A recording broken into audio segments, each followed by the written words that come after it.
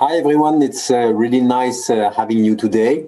My name is Benoît Montet. It's an impossible name to pronounce if you are not French, so you can call me Ben. I'm very proud to be here and to be surrounded by those three amazing HR executive professionals. And I'm also very proud to be part of this first digital celebration of the Top Employer 2021. The topic of today is organizational culture, creating a culture of resilience.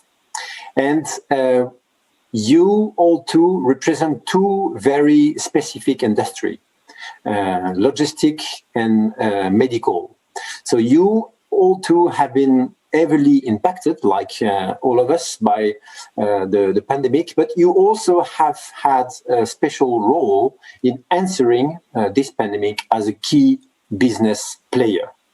Logistic, DHL, by the fact that we have all home delivery now, and medical, Takeda, by the urgence of vaccine and care for people. So your testimonial will be especially interesting today, I'm sure.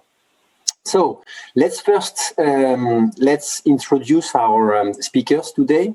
So Annick, the schoolmeester, Takeda, what can you tell us about yourself and your company, your organization?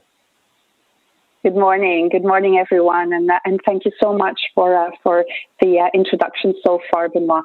So if you have an impossible name to pronounce, then let's not even try mine. So Annick de Schoolmeester, and I lead.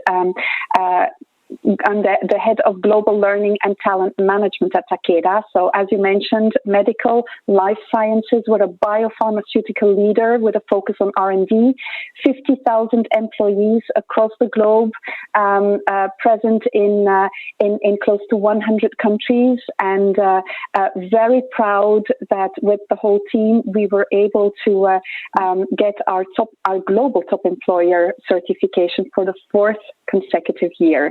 So that's Takeda, really focused on people and focused on good practices. Congratulations. Thank you very much, Annick. Harm Oten, DHL, same question for you. My name is not so difficult. It's Harm Otten from the Netherlands. Deutsche Post, DHL, is a huge company. We have about 600,000 employees who work in 5 divisions. I'm responsible for human resources in one of those divisions, being global forwarding and freight. Our business is global logistics through ocean freight, air freight, and land transport in a network of stations all around the world and close to all the countries in the world. Our business is resilient by nature. We solve logistical problems. But even we were tested in 2020 quite a bit. Ships stopped sailing, airplanes stopped flying, borders were closed, political unrest, many things happening at the same time.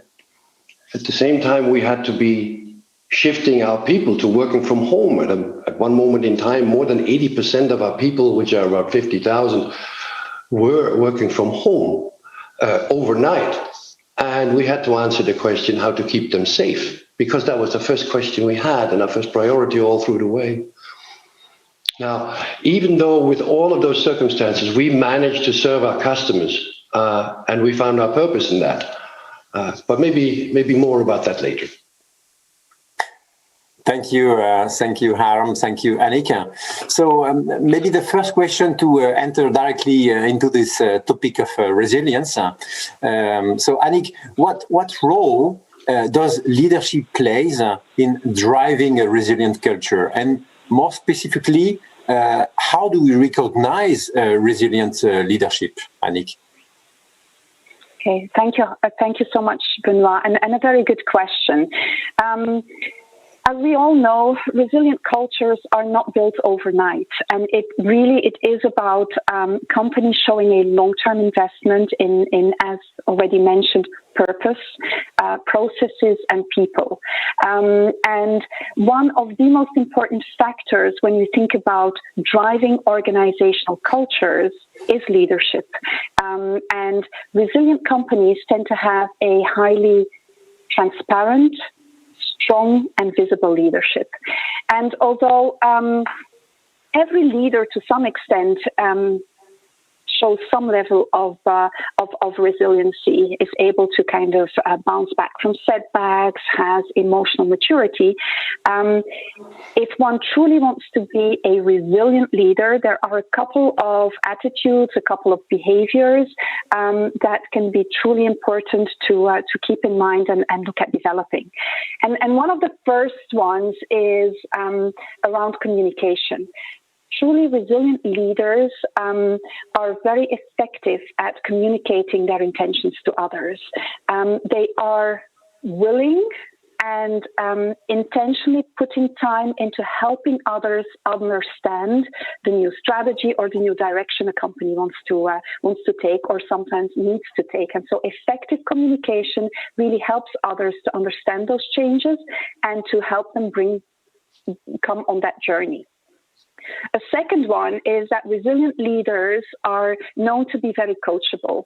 They are very humble, coachable, and they show a very strong desire to continuously improve their skills, their capabilities, and they continuously, throughout their whole career, they ask for feedback on how they can do things better, differently, and how they can continue to learn. But it's not only about their own development. Resilient leaders also show a genuine interest in the development of other people, and they're truly concerned about looking at developing their team members. As we know, resiliency is really needed when you encounter failures, when you go through difficult situations, and developing others helps everyone to learn from their mistakes, and as you learn from the mistakes, you're ready to kind of deal with that. And then maybe last but not least, resilient leaders also build trusting relationships. They build trust. They show a very high level of openness and open-mindedness to differences. And by doing that, they're able to build very strong teams. And as we all know, as we kind of manage through ambiguity, through uncertainty, doing it with a team rather than by oneself is so much easier. Thank you very much, Annick. Really insightful. So I took some notes during your talk. So what I catch from your sharing is that first is about communication, and then it's about humble, coachable people, developing others, and a trustable relationship. So I hope it's the right summary, but I'm sure we will listen to you again. So thank you for that. Harm, maybe the second question for you. What are for you the elements of creating a resilient culture? So Annick, just share with us what are the elements of resilient leadership, but what are the elements of creating a resilient culture? Thank you, Benoit. Well understood. A resilient company, a resilient culture doesn't happen overnight. This is something that you cherish for a number of years and that you develop. For me, there are a couple of important components in there. It's about organizational structure and practice. It's about technology and information. And maybe the most important it is, what Annick spoke about as well, is about leadership and mindset of people. So first of all, organizational structure and being prepared. As we face all kinds of circumstances around the world with our stations, be it an earthquake or a political riot or a volcano eruption, anything can happen that stops goods flowing, and we need to find solutions for our people, for our customers. So what we expect and what we practice with all of our stations around the world are business continuity plans. Now, this is not about trying to predict what's going to happen, but trying to prepare for the unexpected. That means thinking, what happens if the electricity falls out? What happens if this customer factory explodes? So you prepare for that as a team. And through this preparation, you get confidence. And with this confidence, you get resilience. Next to that, we continuously focus on safety of our people. And we make sure that they know we care and that they know it's the first thing that's important. Within organizational structure, I would say contacting with governmental institutions and the surroundings around us are also very important. That's why we have programs like Go Help or Get Airports Ready for Disaster, where we help airport organizations or governmental organizations together with the United Nations. We help them prepare for the unexpected through workflows and workshops. So much for organizational structure and practice together. Get confidence. Second one is technology and information. You need to be able to act locally. We can't do this centrally. So there's a large component in there that people need to be an entrepreneur locally, but we have to communicate fast. So you take a risk, you find a solution, you communicate fast. And this is what technology helps us a lot. Our network around the globe, shifting goods around the globe means we have to take care of the information flow around that and the decision tree around that. Fast decision taking, but also allowing people to take risks and to take steps and to make sure that this technology helps us. I also find, for looking back at 2020, I think about 30 years in forwarding and trying to move the needle of having people working from home. I wasn't able to move that for 1 inch. And then COVID-19 came around, and then in 24 or 48 hours, it was possible. Why? Because it was needed for our customers. And information technology plays a vital role in that.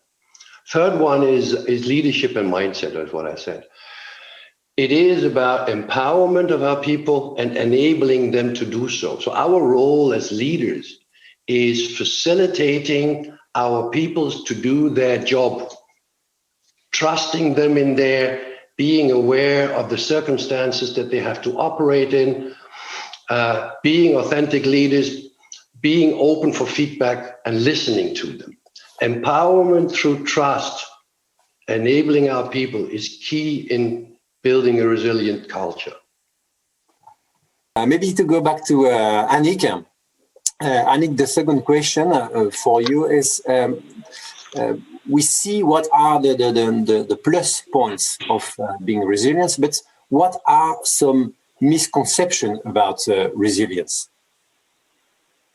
Oh, that's a good one, because I believe that there are quite a lot of misconceptions or myths around resilience that are floating around. Because over the last year, with the pandemic situation, with lots of the ambiguity, uncertainty that we've been going through, we've been hearing about resilience so often that it is almost steadily becoming emptied of a true practical meaning for individuals and for employees in the workplace. And that is really, it's sad, but it's also ironical, because it is in the workplace with employees that resilience can truly resonate.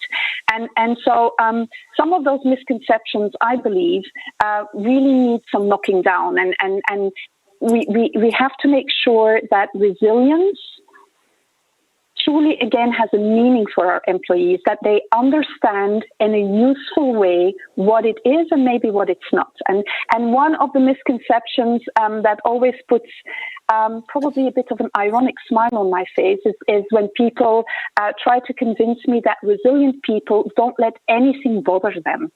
You know, it's like, if you're resilient, you just you suck it up, you drive on.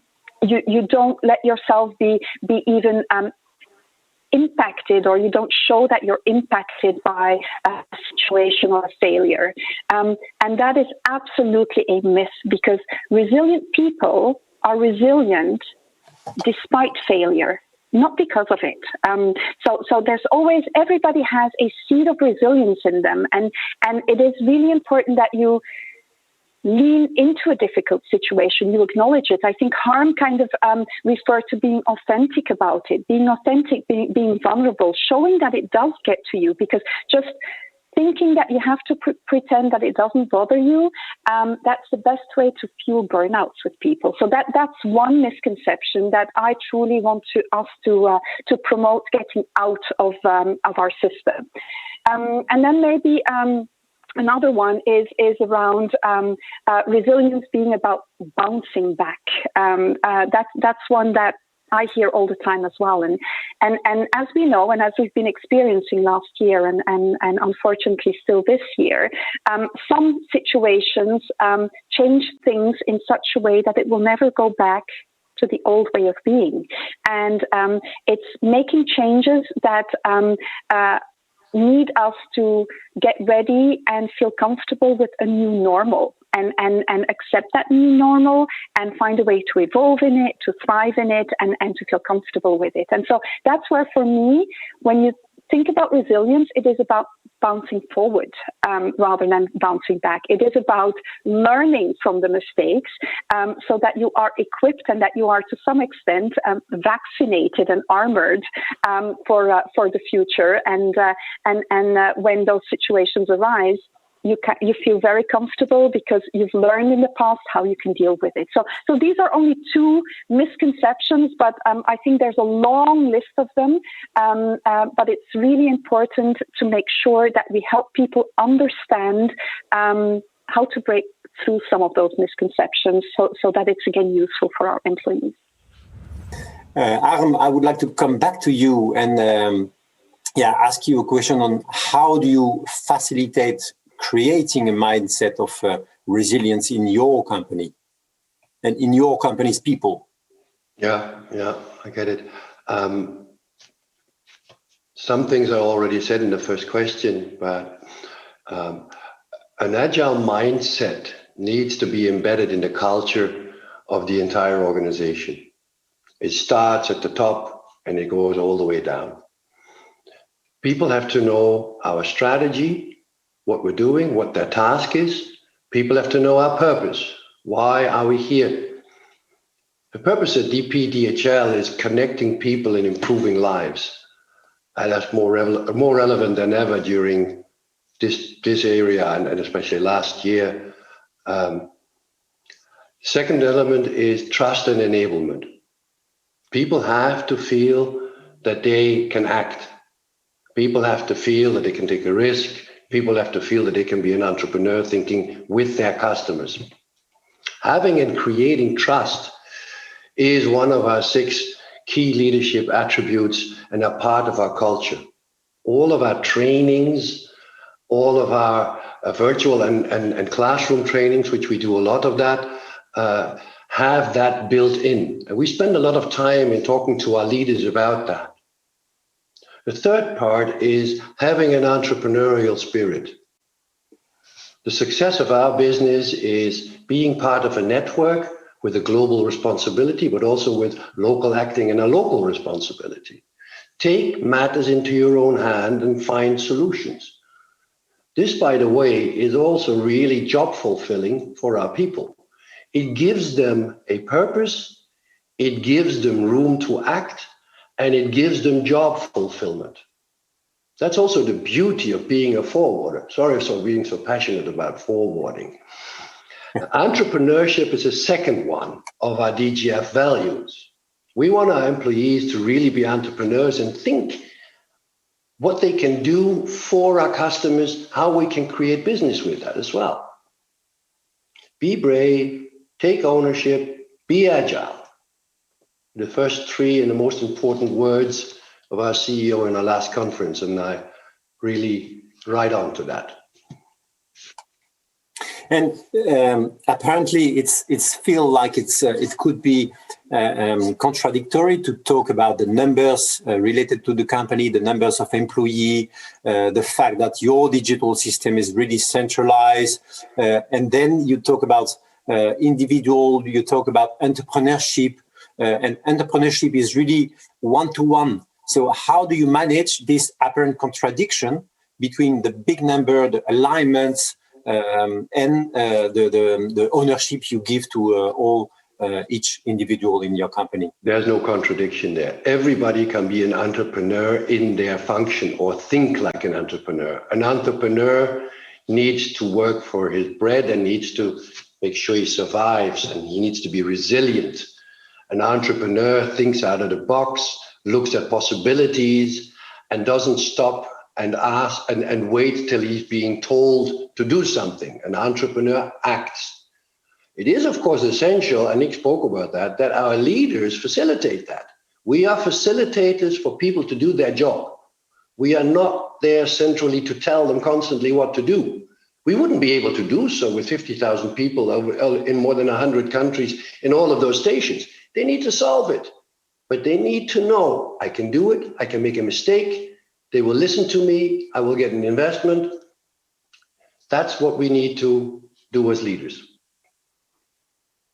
Annick, just to come back on something that was really interesting to me and also linked to resilience, you use the term coachable.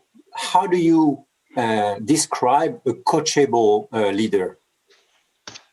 Yeah, well, there's many different ways of describing it. For me, it starts with leaders who are humble enough to not only listen to feedback, but also wherever they are in their career, wherever they are, how many years of seniority they have, whatever place in the organization they have, that they also continue to ask for feedback proactively and ask people around them, more junior than them, peers, their managers, whatever, on how can I do things differently? And you can, a coachable leader for me is taking feedback, proactively asking for it, and then also, of course, acting upon it and checking in on, do you feel that I'm doing it differently or better? And that for me is coachable, but it probably starts with a good level of humility to feel comfortable,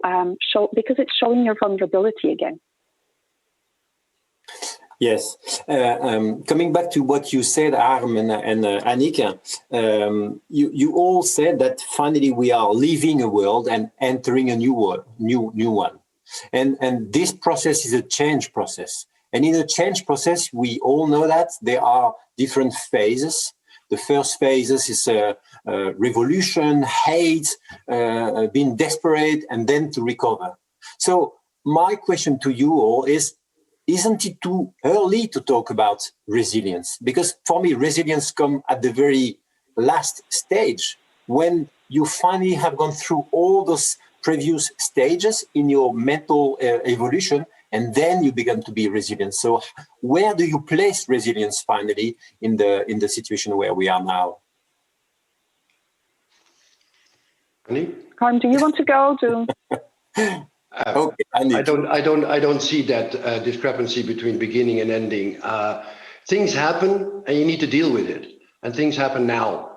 Resilience is not about planning an eventuality that might happen in 3 weeks and we plan for it, and it doesn't come at the end. It's a state of mind, and you have to deal with the situation that you are confronted with. I'm also not so fond about the new normal. Things have changed around in the last hundreds of years, time over time. Due to the global connectiveness of everything, things change faster now and on a bigger scale. And we see that happening, everybody reacting to everything. And you need to, what we as companies and as leaders can do, we can offer some stability for our people in this crazy world around us, with all kinds of political leaders and all kinds of tensions around the world. We can offer stability. We can offer safety for our people.